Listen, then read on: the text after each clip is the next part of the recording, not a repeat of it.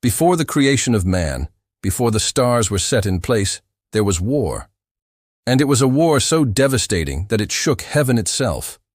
It was a war that pitted angels against angels, light against light, and it was a war that would determine the course of eternity. So the question is, what could make heaven itself tremble? And why would angels, these beautiful, ethereal beings of light, turn to darkness? Welcome to my channel. Today, we're going to reveal the shocking truth about what Michael did to Lucifer and the fallen angels.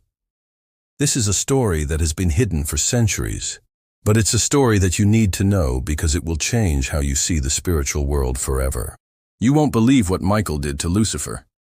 The story of Michael and Lucifer is a tale of two brothers. Now, Lucifer wasn't just any angel.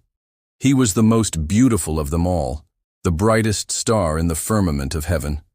He stood closest to God's throne, and his songs of praise were the sweetest. But Lucifer's heart was filled with pride, and as the scriptures say, when pride comes, then comes a fall.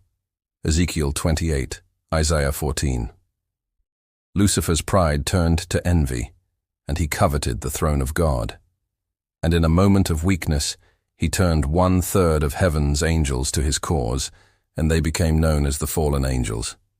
But rebellion would meet resistance, and when Lucifer challenged God, it was Michael who stepped forward.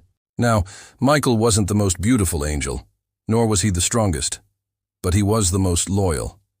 His heart was pure, his courage was unmatched, and his love for God was unwavering. And so it was Michael who led the charge against Lucifer and the rebel angels. He wielded the celestial sword given to him by God himself, and he fought not for glory or for power, but out of obedience and love for the truth. In the book of Revelation, chapter 12, we read of this cosmic clash between light and darkness, between obedience and rebellion. Michael and his angels fought against Lucifer and his demons, and it was a battle for the ages. Finally, Michael struck a decisive blow, and Lucifer and his angels were hurled down from heaven. And as they fell, all creation watched in awe. And so the war did not end. It only changed battlefields. For the war that Michael and Lucifer began in heaven was a war that would be fought on earth. Now, for thousands of years, Michael and his angels have fought on earth to protect God's people and to defeat the plans of Lucifer and the fallen angels. Fallen angels who corrupt the hearts of men, whisper lies in their ears, and stir up empires against God. In the book of Daniel, chapter 10, we see Michael as the defender of Israel. He confronts the prince of Persia, who had blocked the way of Daniel's prayer. And in Jude, chapter 1, verse 9, we read of a dispute over Moses' body, and it was Michael who dared not to defy but called down fire upon the disobedient. Michael is the one who restrains evil, not only in the lives of individuals, but also in the course of history. And so the war continues. And as we approach the end of time, the stakes are raised. In Revelation chapter 12, we read of Michael rising one last time to fight against Lucifer, who is here represented as a dragon. Michael rises with his blazing armor, his angelic legions, and he fights against the dragon and his demons. And finally, Michael strikes a decisive blow. He does not defeat the dragon with his strength, nor does he defeat him with his sword, but he defeats him with the blood of the Lamb. The slain dragon is cast into the lake of fire, and the fallen angels are imprisoned forever. But why does Michael fight? Why does he put himself on the line to protect us? And the answer, my friends, is simple.